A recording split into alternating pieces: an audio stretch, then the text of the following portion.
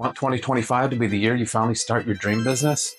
These 10 business ideas are booming, affordable to launch, and packed with potential. Number 1, AI integration consulting. Help them automate workflows, implement AI-powered analytics, or optimize tools like ChatGPT for their specific needs. Number 2, sustainable product businesses. Eco-friendly is big money. People are ditching single-use plastics for reusable and biodegradable products. Number 3, a subscription box service. Who doesn't love a surprise in the mail? Number 4, social media management. Social media isn't just about selfies and cute dog videos.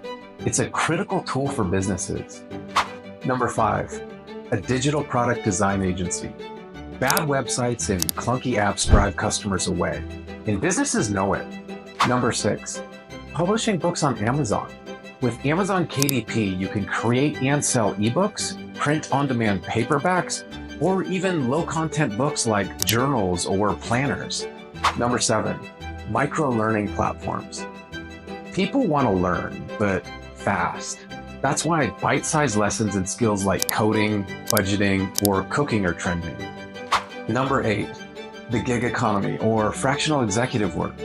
The gig economy isn't just for ride shares and freelance writers.